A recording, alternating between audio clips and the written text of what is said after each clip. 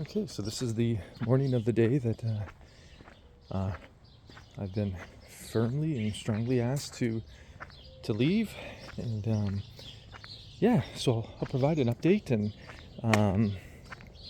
so today I believe will be the last day I have, like the last day before homelessness, and then I'm going to continue documenting this and sharing with each and every one of you and sharing learning lessons. And this morning there's quite a few things I want to talk about. There's quite a few things that occurred last night, and I'm going to detail these so there's order with this, and hopefully as these videos continue I'll get better and better, and make it easier and easier for each and every one of you to follow along. And I want to make sure that everything is as coherent as possible, and I'm just trying to capture as much as much as possible. And I'm not sure if I've fully explained this in the past, but it's similar to I remember when I was younger. I remember the first young woman that I dated. I was in grade 8, and her name is Michelle, and I remember I seen her, and oh goodness, I remember thinking, oh, she's the most beautiful woman I've ever seen. And that's the moment in my life when I started taking notice of girls. So by grade 8, I think I would have been 13 years old, I think, around that age. And I was so intimidated, so intimidated. And looking back now, I wish I would have recorded the process, even just to journalize it, but recorded it not from a high level, but from a very focused and intimate level where I record my thoughts. I find the deeper you go in yourself, the more intimacy you reveal, the more others are able to relate, the more it becomes common to other folks. And so with that, I could have revealed, I was so intimidated. I was really, really nervous. All these doubts and all these fears were circulating in my mind, and I wasn't provided with, I had no prior experience to draw upon. I didn't really know anybody that, could help me, because all my friends were around the same age, and we're all experiencing these things. They're all novel to each and every one of us. We're all experiencing them for the first time. So I had to just work through it and face it. And I remember she had a best friend, and I knew her best friend because her best friend was a guy I played soccer with. It was his sister. And so I had a rapport with her. And then so I figured, okay, I'll just talk with her and kind of put the probing out, and just see what's spoken.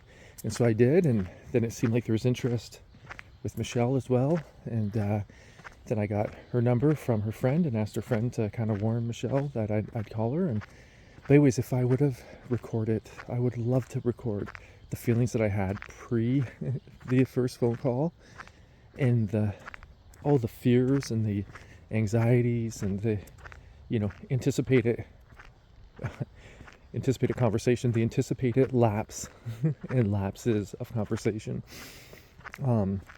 that I wish I would have recorded, as best I could while it was fresh, the way I felt during the conversation and then post-conversation. These things would be so valuable. I would love to read about them right now, and then just to smile and think, oh goodness, if I only knew, if I only understood, back then. But that's part of the value of going through these things. And I think it would be another point of the value would be then you could provide it to folks in the next generation, and the next generation, and the next generation. And I find when you speak in honesty and transparency from the thought process, that generational gap is it has less impact,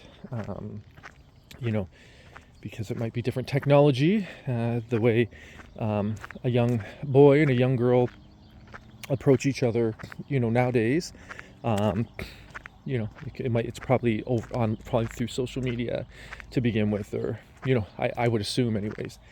But the thoughts, the predecessing thoughts, the fears, the anxieties, all those things, they're going to be crystallized, or they're going to remain consistent from generation to generation to generation.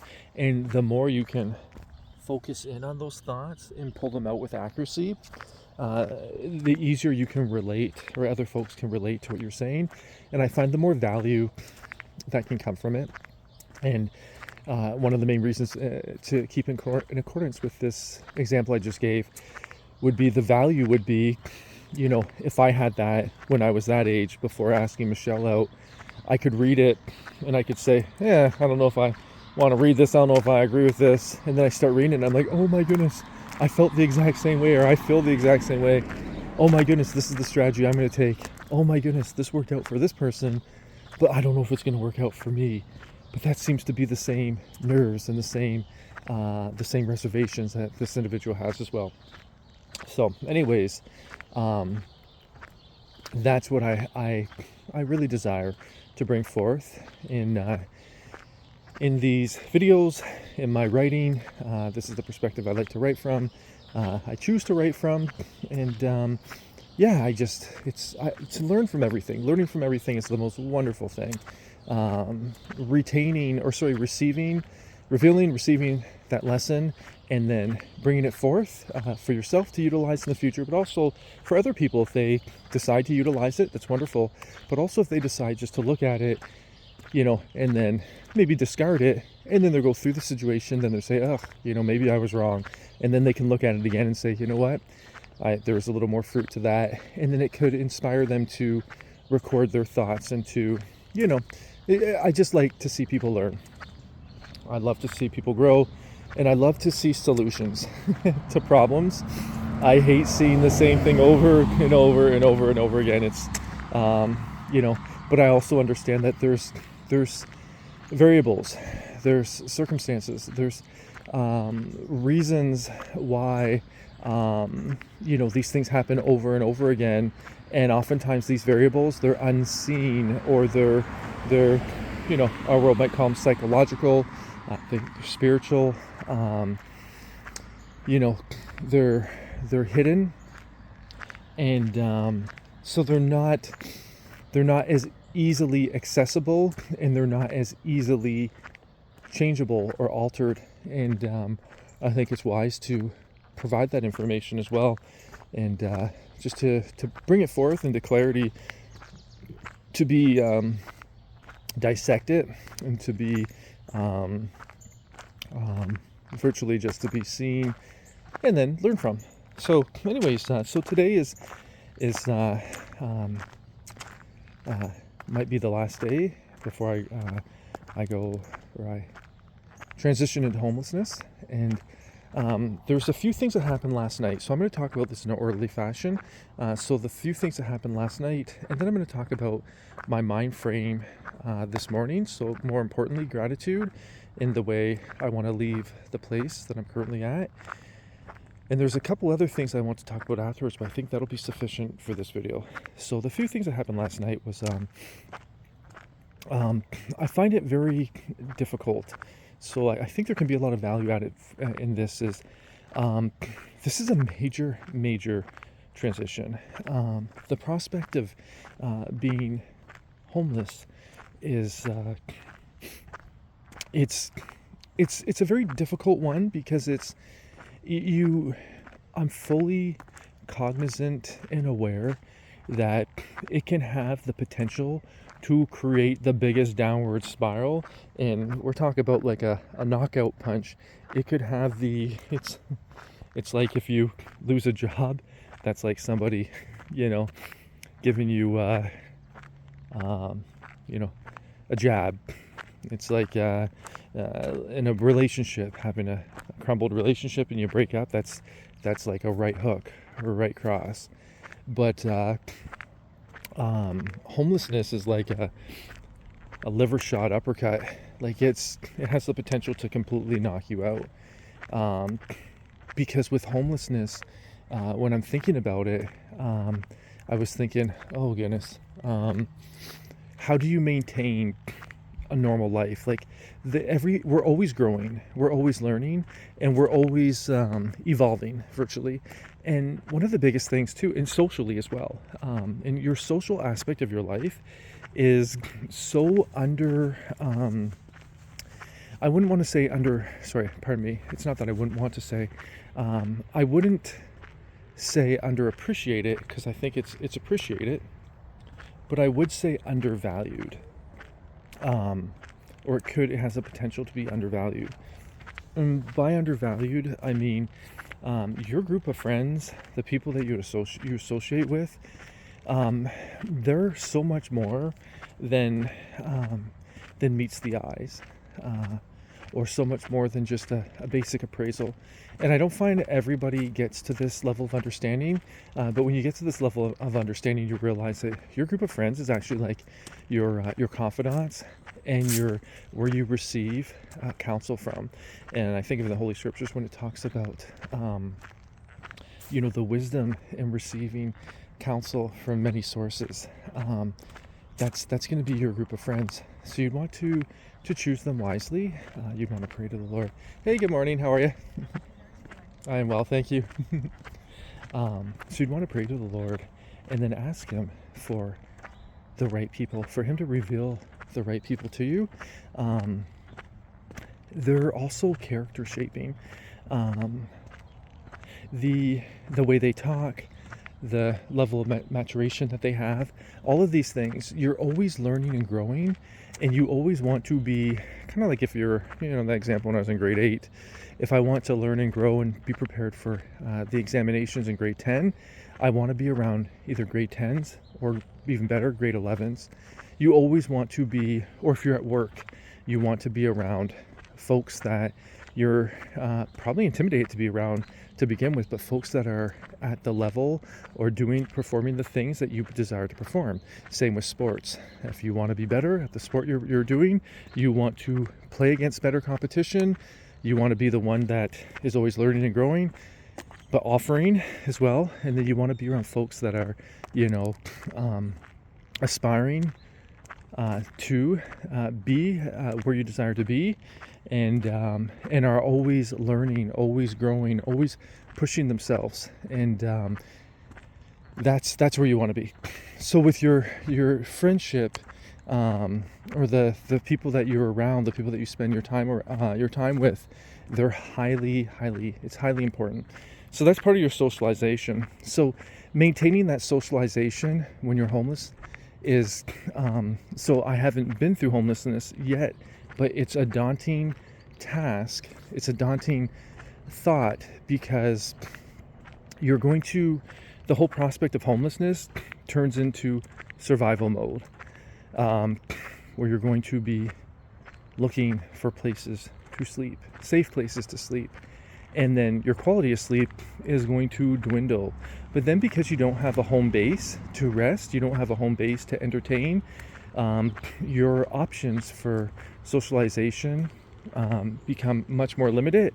And also, when you're invited over to other places, unfortunately, because of the situation you're in, I can foresee that others will see it as, okay, we got to provide this and this for this person. So it's the conversations will no longer be natural. It'll be more like people taking care of you, which is nice, but that completely disrupts the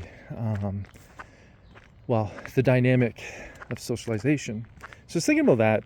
I was also thinking about, for me, one of the main things is, I no longer drink. So when I received Jesus, in my heart, I just wanted to give my life to Him and to serve Him. And one of the first things I thought of was like, I'm an alcoholic. I have all these drug addictions. I have, addictions beyond addictions. And, but God, you know everything. You can do everything. So Father, I dedicate my life to you. And then I'll let this be a testimony. And then I would love to go and reach other folks that are, have addictions. So I just spent all my time with the Lord, and I just, addictions are really bad. Like coming off, say, alcohol. I didn't realize you can have alcohol withdrawals. And I would shake, and I always thought I was going to die.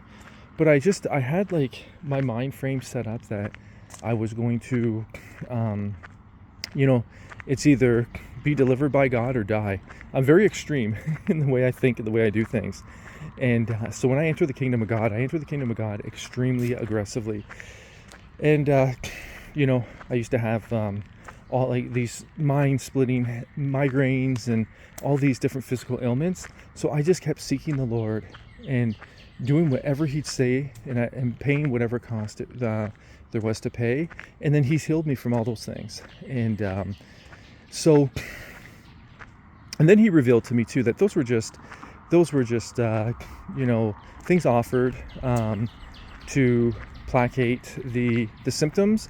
And then He showed me like what the actual source was, and that was actually just brokenness inside and severed relationships and a lot of guilt and shame and condemnation, all those things. Virtually you're just trying to escape yourself and numb the pain, and also provide yourself with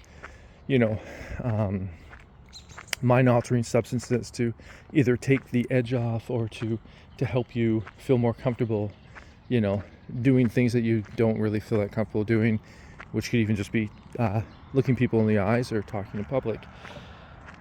So now I do everything transparently. So even going through this, like I'll be more than comfortable with just being myself. And if I'm around folks and like, hey, how you been? I'll say, oh, good. Because I'm good. If they say, oh, like, what have you, like, what's new? I heard, if you don't mind me asking, I've heard that you're homeless. And I'd say, yes, I am homeless. I don't mind being myself. Like I love myself. I love the Lord, and this is going to be what it's going to be. And, I'm going to learn what I'm going to learn, but, God will bring me through it. But the biggest thing is I also have the responsibility to have like the understanding of what's going to take place next. And, so I can be prepared for it. And so anyway, because before, just even the thought of anybody knowing any of my personal business would sincerely could bring me to a state of instability internally, to the point where I'd want to, I just need to escape in a conversation. I don't want to face this right now. Let's just have a drink. I don't want to face this. I'm going to go flirt with some women. Anything. It literally could be anything. And now I just see it as, well, like there's things in my life that, like my life is dedicated to the Lord. There's things that I promised I would do, and I'm gonna make good on those promises. And my purpose is actually much deeper than it was before. And this is just another chapter. So it's a different chapter.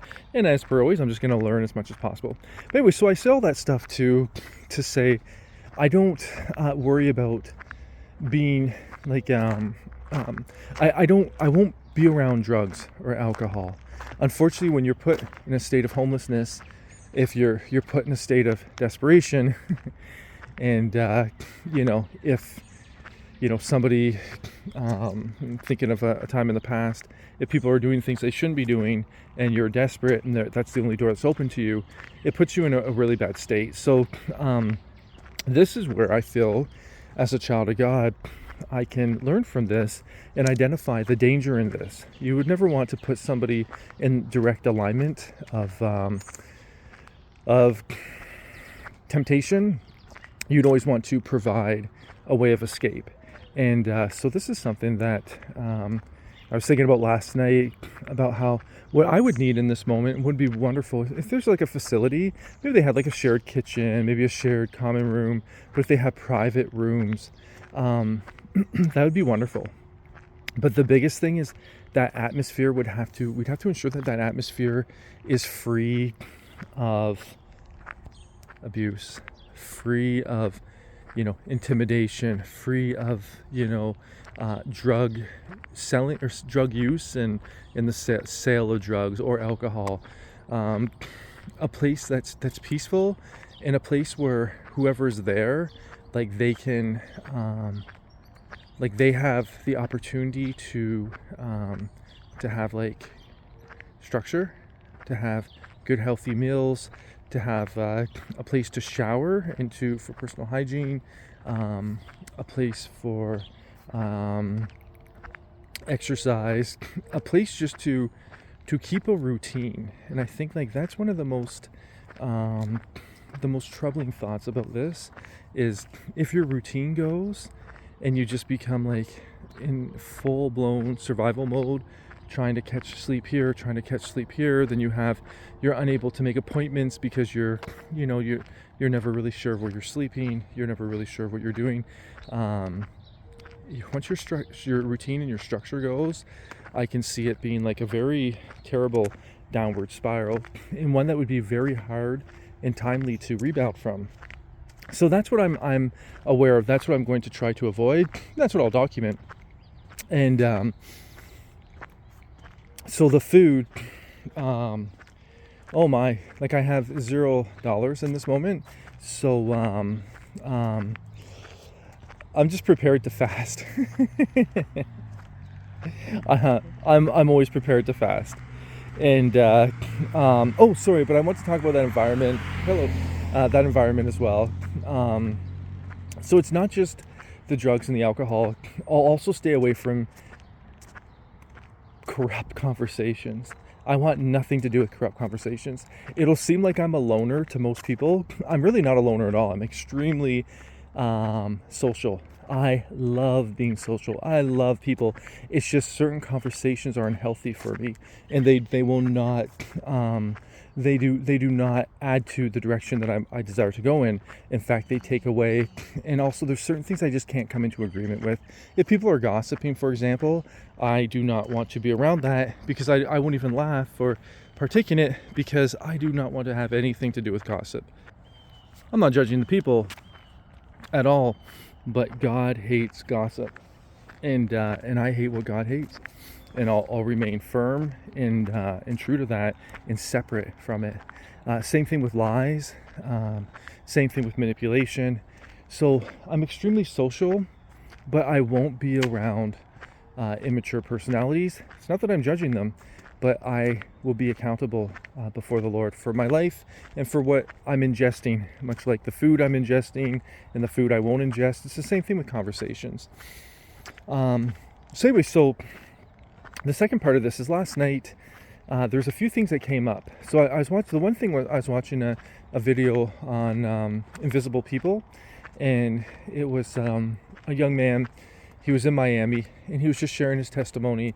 And this video was from like 13 days ago, and he was really choked up, and he was kind enough to share like some of the struggles that he has and how he came into homelessness. And he was saying how like it's really difficult to stay sober, because a lot of times they use drugs and alcohol to, virtually because the circumstances can become almost overbearing. So it's almost like they're using drugs and alcohol in such a way like you would use aspirin, to help manage the pain, like the actual physical pain and circumstances you're going through.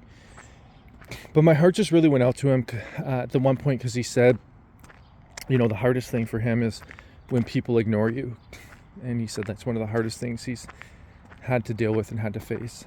And he was really choked up when he was sharing that, and my heart really went out to him. And I was thinking, and this actually occurred last week, but somebody kind of maybe ignoring it, I perceived it as maybe they were, this is somebody from my parents' church, and I've noted, unfortunately, gossip can be spread by folks that, like they can go and say, hey, I'll pray for my son, he's this, and this, and this, when you could literally just say, oh, would you please pray for this situation, or pray for my son, or pray for this family member, but you don't have to divulge that information. And but unfortunately, people have come and they've talked to me in private, and they've revealed that they know personal aspects of my life, and they're saying, well, your mother prays for you all the time, that's how I know this. And I was thinking, that's a form of gossip. And so once somebody hears gossip, or once they hear your personal information that didn't need to be shared, they have heard it, and now they, it's going to invoke a reaction inside of them, and they're going to perceive it the way they perceive it. And oftentimes when they hear things, who knows, the way I don't trust my mother in terms of sharing things. I've known her to be a gossiper for the entirety of my life, but also a manipulator. And not her, the spirit that works inside of her. But regardless of all that stuff, we're just wipe that to the side for a moment here. Or push that to the side for a moment here. Because this information is out there, there's going to be folks that have heard these things and not only heard these things directly, but also indirectly. Gossip spreads like wildfire. Your business can spread like wildfire. And so people are going to interpret what they hear the way they interpret what they hear. And who knows how much of the story they hear, who knows like the validity in what they're hearing. I really couldn't say. But there's a woman from my mother's church, and she just like, you could tell when somebody's in their head and they see you and then they're thinking like, oh, probably similar to me when I, was standing before Michelle when I was in grade 8. And then all of a sudden it's like, if my friends were there, they'd say, oh, it seemed like you zoned out for a minute. And I'd say, yes, zoned out. I was, dealing with hyperactive thoughts of, this, that, and the other. Anyways, the friend that I was with, he was at the track with me. He said hi to her, and then he just he got really awkward, and he kind of looked at me. He's like, I guess maybe she didn't see me. But she was looking right over at us. But, and he felt just really awkward. I understand these things are going to happen. And I also understand too, like, you never know how people perceive things. Whenever they receive a piece of information and they try to process it, depending on how the information is provided, it could be like a misprocess, it could be a misunderstanding, it could be misinterpretation, it could be many different things, but it could also be an accurate assessment or appraisal. But the biggest thing is, it's wonderful to get to a point where the opinions of others are simply just the opinions of others. They have no ruling over your thoughts, and also they don't invoke or evoke. It's invoke or evoke. One of them means like internally. It's the one that means internally is what I'm looking for. Any sense of like shame or condemnation. I'm here in going through what I'm going through, and I'm aware of all the circumstances that led up to this, and I'm comfortable with every choice that I've made. It's sometimes these things happen. Sometimes, sometimes there could be, 1,000 jobs for 500 people out there, but that doesn't mean just because the stats are that way that you're going to get one of those jobs. And if it so happens that you don't get one of those jobs, and then your income runs out, and the bills add up, and you come to a point where you're unable to pay the bills, or you're unable to this or that. Hey, it can happen, and then you just deal with it. You face it. You work through it, and also there can be learning lessons too, for safeguards to be put in place, and also too for myself. There's things that the Lord's put on my heart, and things that He spoke to me, and I told Him I would be faithful to Him. And like I said, since I've received Him, you will not find me as lukewarm. I'm hot or I'm cold, and I'm hot. But I've had times where I was convinced I was going to die, and I said, God, you promised me you'd deliver me from this. I know you can deliver me from this. And, so I'm going to trust you instead of keep going back to my old former ways. And He delivered me. And, but there was moments when I was convinced. I had thoughts in my mind, like, you might not wake up tomorrow. And I thought, well, that's fine. Like, I choose to serve the Lord. And if I don't wake up tomorrow, I don't. But if I do wake up tomorrow, I'm waking up with a testimony, and of seeking first his kingdom and his righteousness. And I don't want I just want to be faithful to him. So anyways, so that's where I'm at, and in that I can stand firm on.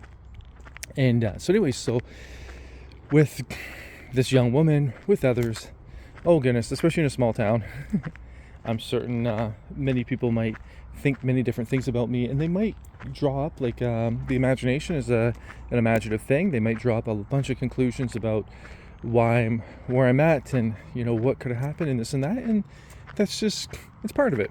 And I find the biggest thing is I'm going to have to continually pray and trust the Lord and move through this and work through this, and just understand that these are opinions, and I love these people, and but gossip, opinions, they can have a very harmful impact on your life, yet they're not the ones that have to deal with the consequences. So I can respectfully leave them on the outside, but I'm also going to be fully aware that these are pretty real possibilities, and they're just going to have to be faced in a mature way.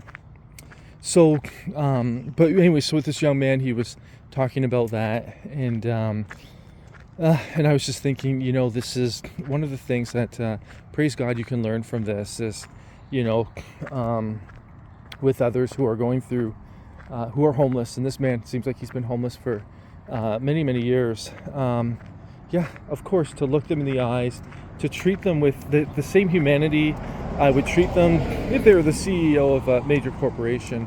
They're still deserving of, and why would we would even think and begin to, why would we even have to say they're still deserving? Of course they're still deserving of the same love, respect, and care. I think that would be a really good conversation to get to delve and to get a deeper understanding, a deeper grasp as to why we would, think that it's okay to, treat somebody who's homeless different than the CEO. Could it simply be because the CEO represents something that we idolize in our society? Could it be? Anyways,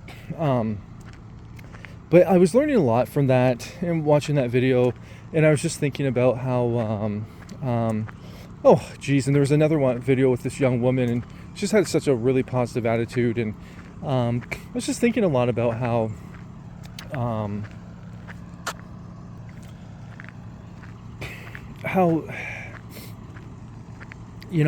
these are terrible. The young woman, she was crying when she was doing the interview, when they were conducting the interview, and he kept saying, "You're so positive," and she said, I have to be.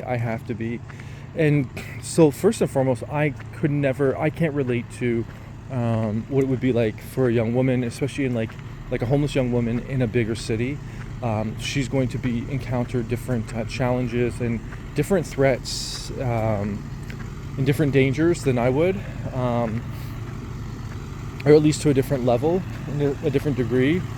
And so I don't want to say this as if I'm comparing apples to apples or oranges to oranges, but what I do want to say is the thing that what I want to bring through with all of this is just trusting in the Lord. She kept saying, you have to be positive, you have to be this, you have to do these things to survive. I won't feign anything. I won't feign positivity. I won't feign, and I'm not saying, once again, I'm not saying this to I don't want this to diminish anything that she's gone through, and also the state that she's in too. She's probably been homeless for quite some time. It looked like in the comment section that she's been they found an apartment for her. But anyways, what I'm saying is, and what I'm trying to get across is just that my hope is rooted in Jesus. My thoughts are focused on Jesus. And that's why internally I can honestly say, without a shadow of doubt and without any fabrication to any degree, that I have peace inside. And this is definitely not where I'd want to be. This is definitely not where I thought I'd be. However, it's the reality of the situation, and it's going to be dealt with. I'm going to face it, and I'm going to learn from it. I'm going to grow from it, and then when I'm through it, I'll just take those lessons, and they're going to I'll utilize them to bring value for the folks in our community, and to bring glory to God, and and so we can learn a lot. And this is always where my heart's been, to help the homeless, to help the most vulnerable in our society in any way I can, even if it means, even if it's as simple as like spreading awareness. It means a lot to me. So next thing is, there is a young woman that I met her and her mother. Her mother's actually my Spanish teacher many years ago. Sorry, not that many years ago. That was in 2021, so we'll say 4 years ago. And this young woman, I was privileged to be there when she got baptized. And anyways, she sent me a message last night. I haven't heard from her or her mother in quite a few years. And so it was a really wonderful and exciting to hear from her. And but unfortunately, she was going through some things, and she shared about something happened where it was very traumatic. It was had to do with the date rape drug, and she was in ICU for a little bit, and so anyways, that was back in March or April. And so anyways, so she says she's much better now, and she's and she's no longer so she must have been drinking back then. I wouldn't have known that. But anyways, long story short, she shared that, and then she shared that she is and I guess I didn't even need to divulge that information. So the point that I want to get to is, she just shared that she is behind in rent, and she was saying, like, I'm almost about to lose, like I could lose my apartment and lose my car. Like I'm at the, like, I don't know what to do, because apparently when she was on ICU, or so when after this stuff happened, she took a leave from her work, and she's saying that she's, like, the funds were much less than she anticipated. And anyways, so and she's just saying, like, if you can help, like, I'd be greatly appreciated, and we can work something out, like a payment structure, and I can pay you back in increments. And I was just thinking, well, definitely not. Like, as as a child of God, you wouldn't have to pay back anything back. It's a gift would be a gift. It'd be freely given, and like it would be from God. And so I just said, like, like, please don't feel embarrassed for asking. It's, everybody goes through these things, and when you go through these things, it's our good pleasure to help each other when we can. And just unfortunately, right now, I don't have any funds. Otherwise, I would. And also too, you wouldn't have to pay anything back. It'd be a gift from God, and we just give God the glory. And excited to see you move forward. And hey, these things happen. And so anyway, so after that conversation, I was thinking, oh goodness, God, this is why I like having finances. It's to help others. So, oh goodness. And once again, when I was working the other job, or the last job, and I, already had the house and all those things, I had a lot of discretionary income, which is wonderful, because then you're able to, as these needs come up, you can help. And so unfortunately right now I just don't have that. I don't have the funds, but I can pray, and so I can not only pray for her too, but I can also offer words of encouragement. But my heart's desire, I was thinking, I wish I could provide this young woman with some help. It's tough for everybody. It's tough for many folks, and that little bit of help, can help somebody to stay afloat for enough time to, get themselves in order, and then, make the next move. Okay. So now this morning, when I awoke, I was thinking, start reading the book of Proverbs, and I was just praying, and then I was just thinking, okay, what's your strategy moving forward? You got T-minus 1 day. And then I was thinking, I have to remember, like, when I go through this, my foundation is first thing in the morning, spending time with the Lord, singing songs of praise to Him, being in His presence, and reading the Holy Scriptures. Throughout the day, whatever happens throughout the day, it's going to happen throughout the day. But I need to ensure that I always make time at the end of the day to sit and talk with the Lord and virtually debrief on what's taking place in that day, and then forgive where there's forgiveness needed, release, like if there's any trauma or any attacks or any curse words or any of these things, have those forgiven and have those canceled off of me, or have those just removed. And the biggest thing is I will come through this unscathed, but that's only by walking step in step in obedience to the Holy Spirit. So then I was thinking I should do a video. It'd be very wise and timely to do a video about where my thought process is.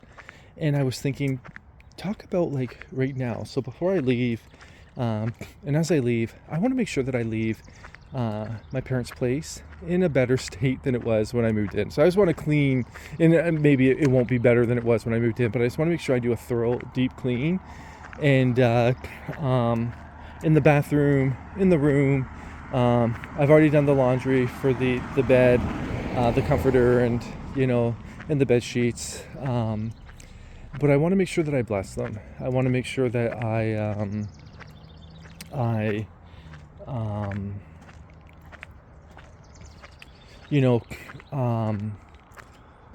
just do the best I can to not only show appreciation, but to just to be as goodness, what's the word for it?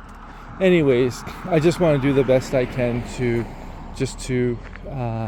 show respect and gratitude, and also too, moving forward, I was just thinking, I want to keep those thoughts of gratitude at the forefront of my mind. Like it's, the abuse is terrible. Oh, that's what I want to talk about too, is the gentleman was talking about how difficult it is going to different homeless shelters because the abuse that's there. And then in the comment section, people were talking about, oh, why did he just go home to his family? And then a lot of folks were saying, well, sometimes there's alcohol addictions, or there's addictions with family members, but there's also abuse, and the streets might actually seem like a more welcome and better, not alternative, but option than being in a house full of abuse. And that I was thinking, yes, that's a really wise thing to talk about. So with my family, I really love them. I really care for them, and I'm really grateful for what they've done. But that abuse and the spirit behind that abuse it's very, very draining, and it makes the situation so much worse when somebody's always yelling at you, when somebody's taking out their anger and their frustration on you, when somebody belittles you and talks down to you, when somebody is always trying to pry into your business and tell you what you should do, although they have no familiarity and no experience with what they're saying, and they really do not care about the consequences. Meaning, time and time again, it's come up where they give terrible advice and you don't take it, and they get very offended that you didn't take their advice. How dare you? Like, I'm just trying to do this for your benefit. And then afterwards, after the dust settles, you realize that the choice that you made was the right choice. The other choice that they were providing was a terrible choice and would have major consequences. Then you talk about that, and then they say, "Oh, I'm glad you made that choice. That was the right thing to do." And they say it as if that's like the thought they were always saying. It's extremely, extremely terrible. Oh my goodness. And it will sap you. It'll sap your energy. There's deep, deep spiritual reasonings behind this, and I won't go into those. And deep, deep spiritual consequences behind this, and I won't go into those in this moment. But what I will say is that abuse, when somebody's yelling at you, like with a voice of hatred, and when they stare you down like you're worthless, that's one of the most dehumanizing circumstances to be around, and it is terrible. So it's like they're offering you a home from protection, or for protection from the outside world till you can get on your feet, but then they're destroying you with words, and they're attacking you and crippling you with words, and with poor treatment. So but anyways, so I'm very thankful for the ability to stay there. I'm very thankful for the food that they provided. I'm very thankful for all these different things, but I'm not at all like I see the abuse, I see the manipulation, I see the control, and I want nothing to do with that, meaning I have to see it for exactly what it is, regardless of how much I love the person and the people. This is evil, and it's not right, and so those are things I'll ensure that I don't replicate, and it's important that I see them, see those actions for what they are, so I don't carry them forth with me in the future, which I used to. In the past I did, and I was blinded to the fact that these things are wrong. And anyways, but I'm gonna be I find with a mind of gratefulness, or a mind of when I'm full of gratitude, I find it is people talk about mental health. I don't use that label anymore, but I just say it's the spiritual realm. But in the past, I was always filled with these thoughts of despair, and always internally my peace was I didn't have peace. So my peace right now would be just like in Psalms 23 when it says, "You leadeth me beside still water." So my peace, my internal state would be like still water. So if you dropped a pebble in, you could see the ripple go all the way through the still water. Whereas before, my internal state, my peace would be like a storm that was, you put a boat in that storm, it's gonna knock that boat this way, that way, and potentially bring that boat to destruction. And because my internal state was like that, I was always trying to control everything around me, and always fixated on everything. I mean, hyper fixated on everything. Why are you doing this? Well, you shouldn't be doing that. Well, you should be doing this, this, and this. You're going to be doing that. You should be doing that, that, that. Oh, if you do this, this is going to impact me. Oh, no, don't do this. Don't touch that. Don't, all these different things. That was just my way of trying to balance, a very turbulent internal state. Now my internal state, because of the Prince of Peace, is still waters. And oh goodness, so because that's the case, I can just move forward, and I can just have a focus or an attitude that's focused on gratitude, and and with that focus of gratitude, it keeps the internal state still and peaceful, because it's aligned with reality. It's aligned with the way the Lord sees things. Once again, when I was talking about my parents, and say curse words or domination or all those things, none of those things occur in the kingdom of God. They're not of God's kingdom.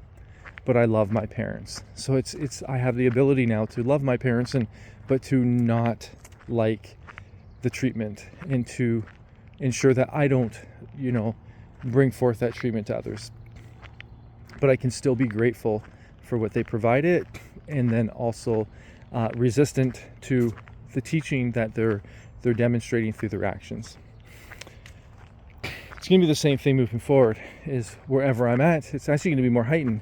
I'll be grateful for wherever I have, grateful for wherever I get to lay my head, grateful for wherever I get to sleep, grateful for the food that's provided. And this is very, very key and very important, because it's the internal peace that is invaluable to me. I do not want to give up anything. I can lose everything in this world. I can, up into and including my life, but it is God's presence. It's His peace within me that means everything to me. And this is what I can build off.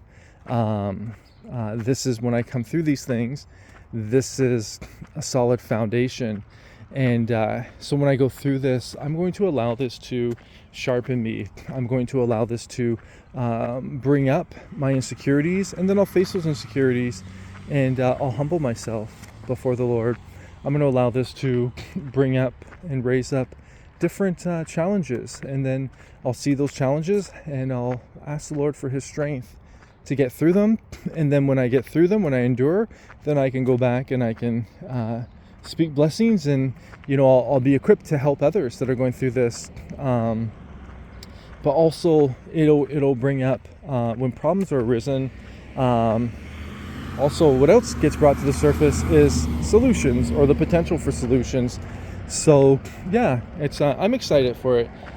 And not excited for homelessness. Hope that's shapers. I hope that's clear. When I say I'm excited for this, I just mean I'm excited to. It's kind of like being going into a fight, and you don't want to fight, but you're going into the fight, and so you're saying well, I'm going to learn regardless. All I can do is give the best that I have, but I don't want to, I'm excited for the learning experience, because once you go into the fight, you're going to realize what's in you, and you're going to realize there's no more fantasy. There's no more, if I was here, I would do this, this, and this. Now you're going to have to do this, this, and this. So you're going to realize, do you have a gas tank? Do you have endurance? Do you have good reactions? Can you take a punch?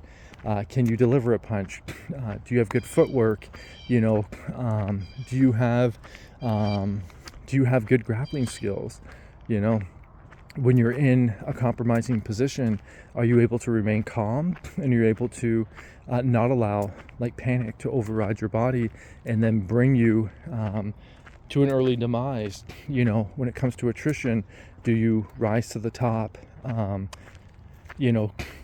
All these different things. So all those that's what I mean. I'm excited because all those things are going to be brought to the surface. And hey, good morning. They're going to be brought to the surface, and they're going to be addressed virtually. And so I think that's I'm almost back. This is almost an hour, this video. But so this is the day of. So I still haven't heard back yet from social assistance. By the sounds of it, I'll just wait till I talk to the case manager or the caseworker. But there's a real high probability that I might not have any finances coming in. So that is just that's just something that will have to be faced when it comes up, and it's if it comes up, and then a discussion that I'll have with the case manager, and but once again, from this position where my internal state is still, the still waters I was talking about, it makes everything very, very wonderful, because I can actually talk with folks without having any emotions charging the words that I use or the way that I'm communicating. I always want to talk to people with respect. I always want to, if there's an issue, then let's just talk about it. And we'll talk about it in a calm way, and in a way where you're being respected, and where we're both being respected. And then we're talking, I'll be as clear as possible. And if there's a way you can help and you're willing to help, that's wonderful. If you're unable to help, or you're unwilling to help, the best I can do is just to properly communicate the need that I have, and but I'm not going to try and force anything on anyone, but I will be assertive as well, and in a very professional and polite way. And so this is one thing I'm very, very thankful to the Lord that He's given me,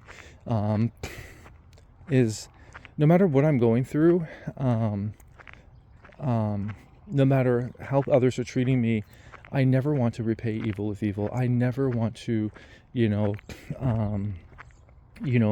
allow my internal state to dictate the reaction, or inspire a reaction where I'm, acting cruel, where I'm acting insensitive, where I'm using words I normally wouldn't use, where I'm trying to dominate or to force my way in, or where I succumb to fear and then I try to manipulate or try to coerce somebody, or coax would be a better word, somebody. I can be respectful and I can be accountable. And if I made a mistake, then I can be, responsible for the mistake that I made, and then learn from it and grow, and not put the blame on anybody else, and not put the good morning, how are you? And not put the expectations on anybody else. And my goodness, if I can share anything to each and every one of you, this is one of the most valuable lessons God has showed me.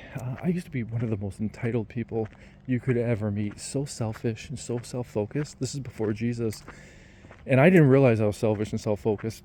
That's why if I got angry, I would get angry, and I would, I was gonna, hey, you're the problem. You need to do this. You need to A, B, C, D, E, and F. And I was really, really wrong. Very, very wrong. And it was terrible. And what what the Lord has taught me is, even if I make a mistake, I'll forgive myself and I'll learn from it, but I have to be accountable. I can't put my blame or that blame on anybody else. And then once I'm at that position, praise God, like once He brings me to that position, I now have the ability to be grateful. So when somebody's helping me, it's not like I'm entitled to that help. It's not like they have to do this. It's not like there's none of those thoughts anymore. It's, I am so thankful that you're looking into this. I am so thankful that you're taking the time to help me.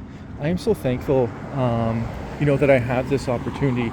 I'm so thankful that there even is, even if I'm not applicable for it, even if it doesn't come to fruition, I'm so thankful that there's at least an opportunity, for something to be done. I'm so thankful for these options.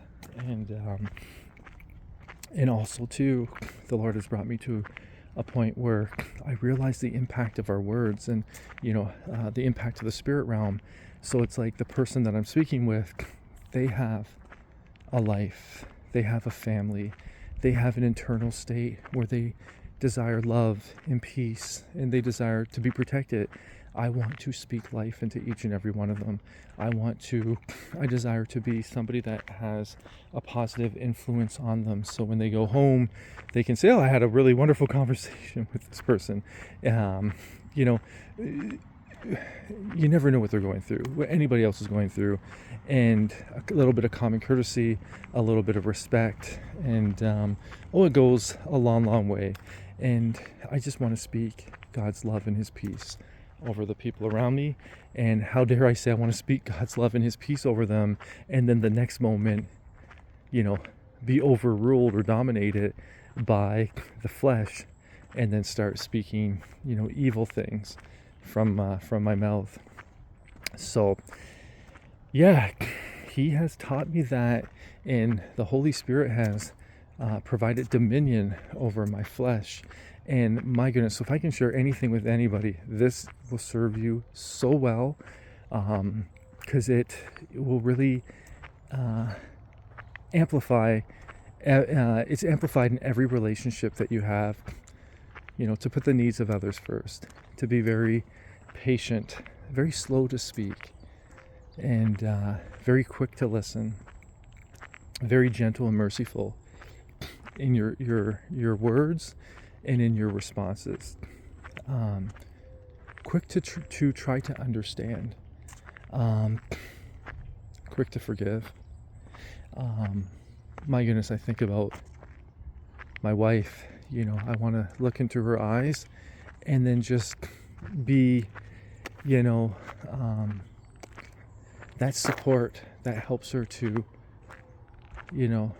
realize the potential that God's placed inside of her,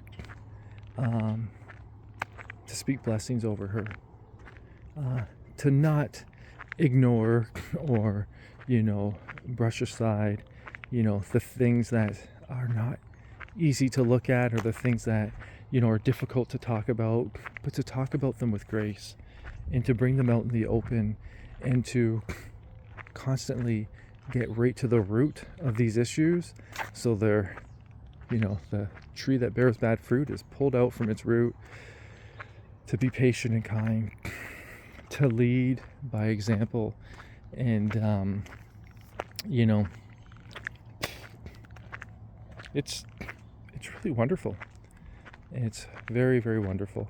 And, and even just talking in this direction, oh goodness, it's so wonderful. And I found when I was at work, there's a lot of aggressive things that would take place, and I found it was wonderful because I allowed the Holy Spirit just to speak through me to people, and that is where I found I got a lot of favor, first with God and then with man, the people around me. And it was really neat because he would change the dynamics, where somebody would come in and they'd be really aggressive and maybe dominating this and that, and then after 6 months you'd see their walls kind of go down, and you realize that they always felt intimidated around people, and they always felt like they needed to defend themselves and this and that, and then all of a sudden you have that peaceful relationship with them, and you get to really know the person. And oh goodness, it's wonderful. So hey, I think I might have another one of these. It's still early. I want to make sure that I'm by the phone all day and doing my part, but and I gotta clean and do a bunch of other things. But anyways, yeah, maybe there's and one thing I didn't talk about yet is I did phone. Maybe I'll do a video on some of the difficulties in terms of what I notice people expect, and the pressures that they put on you, and how there's a lot of like we're saying in terms of expectations. The expectations are they're not in alignment with reality, and so when folks have expectations that are not in alignment with reality, they can put unreasonable pressure on you, and they don't realize how dangerous it is when you put pressure on somebody, and especially when you're speaking from a source of inexperience or an uneducated or an ignorant source.